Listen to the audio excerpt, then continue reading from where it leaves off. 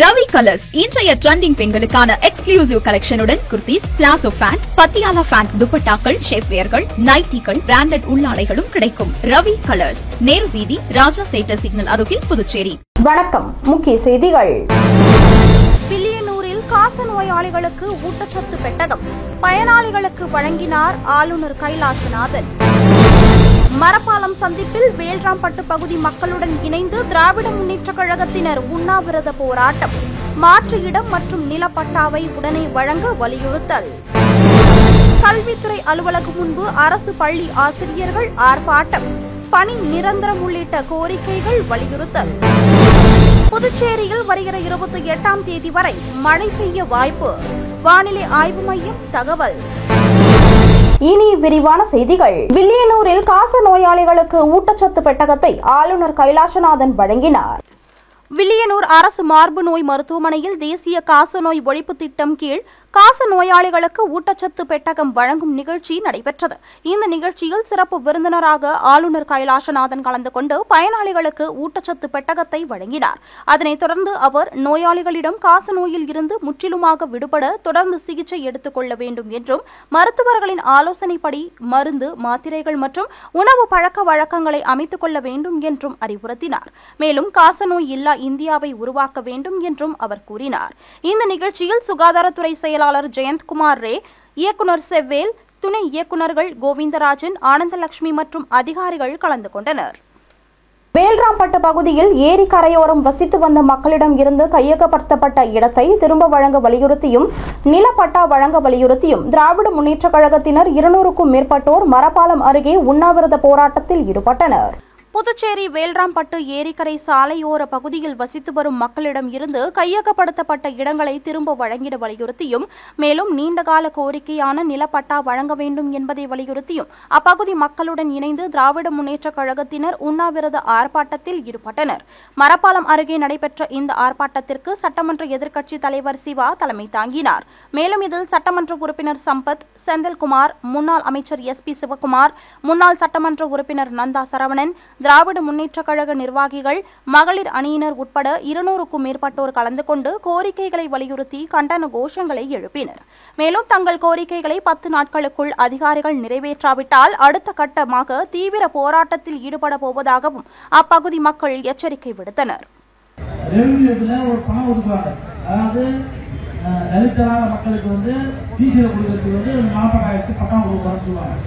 நகரப்பகுதியில் மக்கள் கொடுப்பாங்க, கிராம பகுதிக்கு கொடுப்பாங்க. இது ஒரு திட்டம் தொடர்ந்து வரும்.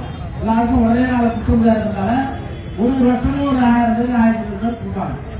அது முழுமையா எந்த அரசாங்கத்திலையும் இந்த அரசாங்கத்திலையும் கொடுக்கவே இல்லை. அது மட்டும் இல்ல, ஆதரவு மக்களுக்கு கோரிக்கை ரூபாய் பணம் ஒதுக்க அரசாங்கம் அவங்களுக்கும் கொடுக்கவே இல்லை.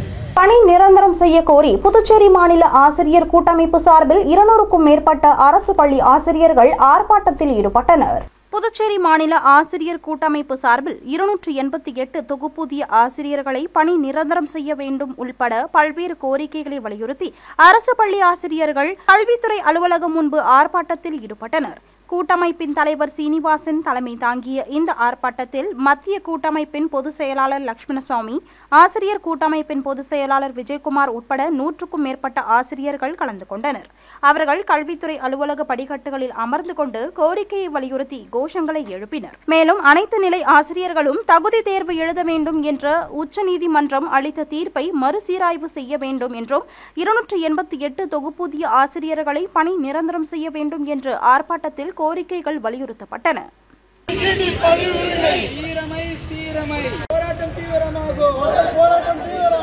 தலைமைச் செயலரே, கல்விச் செயலரே, மனு செய்யும் வரை போராடுவோம். சட்டம் மூலம் பணியமர்த்தப்பட்ட நிரந்தரம் செய்திடு.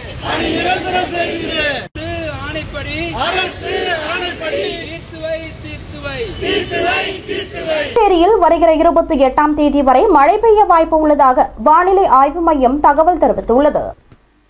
தமிழகத்தின் வடபகுதியில் ஒரு சில இடங்களிலும், தென் தமிழகத்தில் ஓரிரு இடங்களிலும், புதுச்சேரி மற்றும் காரைக்கால் பகுதிகளிலும் செப்டம்பர் 23ஆம் தேதி செவ்வாய்க்கிழமை இடி மின்னலுடன் கூடிய லேசானது முதல் மிதமான மழை பெய்யக்கூடும் என்று சென்னை வானிலை ஆய்வு மையம் தெரிவித்துள்ளது. இதேபோன்று 24ஆம் தேதி முதல் 28ஆம் தேதி வரை தமிழகத்தில் ஓரிரு இடங்களிலும், புதுவை மற்றும் காரைக்கால் பகுதிகளிலும் லேசானது முதல் மிதமான மழை பெய்யக்கூடும் என்றும் வானிலை ஆய்வு மையம் தெரிவித்துள்ளது. காந்தி ஜெயந்தியை முன்னிட்டு அக்டோபர் 2ஆம் தேதி மதுக்கடை மற்றும் இறைச்சி மீன் கடைகளை மூட வேண்டும் என்று புதுச்சேரி நகராட்சி மற்றும் கலால்துறை உத்தரவிட்டுள்ளது. புதுச்சேரி நகராட்சி ஆணையர் கந்தசாமி வெளியிட்டுள்ள செய்திக்குறிப்பில், வருகிற 2ஆம் தேதி காந்தி ஜெயந்தி தினத்தை முன்னிட்டு அன்றைய தினம் புதுவை நகராட்சிக்குட்பட்ட பகுதியில் உள்ள கால்நடை அறுவை கூடங்கள், ஆடு, மாடு, கோழி உள்ளிட்ட இறைச்சி விற்பனை நிலையங்கள் மற்றும் மீன்கடைகள் அனைத்தும் மூட வேண்டும் என்றும், இதற்கு மாறாக இயங்கும் இறைச்சி மற்றும் மீன்கடைகள் மீது உரிய நடவடிக்கை எடுக்கப்படும் என்று அந்த செய்திக்குறிப்பில் கூறப்பட்டுள்ளது. இதேபோல் அதே தினத்தில் அனைத்து விதமான மதுபான கடைகள் மற்றும் பார்களும் மூடப்பட்டிருக்க வேண்டும் என்று கலால்துறை அறிவுறுத்தியுள்ளது. வங்கி அதிகாரி போல் பேசி குறைந்த வட்டிக்கு கடன் தருவதாக கூறி பெண்ணிடம் பண மோசடி செய்தது தொடர்பாக சைபர் கிரைம் காவல்துறையினர் விசாரணை நடத்தி வருகின்றனர். ரெட்டியார்பாளையம் பகுதியைச் சேர்ந்த பெண் ஒருவரின் செல்போன் எண்ணிற்கு அழைப்பு ஒன்று வந்துள்ளது. அதில் தன்னை வங்கி அதிகாரி என அறிமுகம் செய்து கொண்டு பேசிய மர்ம நபர் குறைந்த வட்டியில் 1 லட்சம் ரூபாய் கடன் வழங்குவதாக தெரிவித்துள்ளார். இதற்காக பதிவு கட்டணம் செலுத்த வேண்டும் என்று அவர் கூறியுள்ளார். கடன் கிடைக்கும் என்ற ஆசையில் அவரும் 16,630 ரூபாயை அனுப்பியுள்ளார். பின்னர் எந்த தகவலும் வராததால் தான் ஏமாற்றப்பட்டதை அறிந்து அதிர்ச்சி அடைந்தார். இதேபோல் முதலியார்பேட்டை பகுதியைச் சேர்ந்தவர் சென்னையில் தங்குவதற்காக ஒரு செயலி மூலம் வீடு தேடியுள்ளார். அப்போது அவரது செல்போனுக்கு அழைப்பு ஒன்று வந்துள்ளது. அதில் தன்னை வீட்டு தரகர் என்று அறிமுகம் செய்து கொண்டு பேசியவர் வீடு ஒன்று காலியாக இருப்பதாகவும் அதற்கு முன்பணம் செலுத்த வேண்டும் எனவும் தெரிவித்துள்ளார். இதனை உண்மை என நம்பியவர் 24,000 ரூபாயை அனுப்பி ஏமாந்துள்ளார். இதுகுறித்த புகாரின் பேரில் சைபர் கிரைம் காவல்துறையினர் வழக்கு பதிவு செய்து விசாரணை மேற்கொண்டு வருகின்றனர். புதுவை தேங்காய் திட்டு மேல்நிலை நீர்த்தேக்க தொட்டியில் பராமரிப்பு பணிகள் நடைபெற உள்ளதால் செப்டம்பர் 24ஆம் தேதி அதனை சார்ந்த பகுதிகளில் குடிநீர் விநியோகம் தடைபடும் என பொதுப்பணித்துறை அறிவித்துள்ளது. புதுச்சேரி தேங்காய் திட்டு மேல்நிலை நீர்த்தேக்க தொட்டியில் பராமரிப்பு பணிகள் மேற்கொள்ள உள்ளதால் செப்டம்பர் 24ஆம் தேதி மதியம் 12 மணி முதல் 2 மணி வரை தேங்காய் திட்டு, புதுநகர், மேட்டுத்தெரு, வடக்குப்பேட், புருஷோத்தம்மன் நாயக்கர் வீதி, மீன்பிடி துறைமுக சாலை, காளியம்மன் நகர், வெற்றி விநாயகர் நகர், சாவித்ரி அம்மாள் நகர் மற்றும் அதனை சுற்றி உள்ள பகுதிகளில் குடிநீர் விநியோகம் தடைபடும் என்று பொதுப்பணித்துறை அறிவித்துள்ளது. இனி வருவது புதுவையில் இன்றைய தங்கம் மற்றும் வெள்ளி விலை நிலவரம். இன்றைய தங்கம் வெள்ளி விலை விவரம். புதுவையில் இன்றைய தங்கம் வெள்ளி விலை விவரம் வழங்குபவர்கள் முத்து கோல்ட் ஹவுஸ், பாண்டிச்சேரி. தங்கம் 1 கிராம் 10,480 ரூபாய். இன்றைய தங்கம் வெள்ளி விலை விவரம். வெள்ளி 10 கிராம் 1,460 ரூபாய். இத்துடன் ஏஎம்என் செய்திகள் நிறைவடைந்தன. வணக்கம். உங்கள் ஏஎம்என் டிவி செய்திகளை யூடியூபில் உடனுக்குடன் காண ஏஎம்என் டிவி பாண்டிச்சேரி சேனலை சப்ஸ்கிரைப் செய்யுங்கள். பெல் பட்டனை மறக்காமல் கிளிக் செய்யுங்கள்.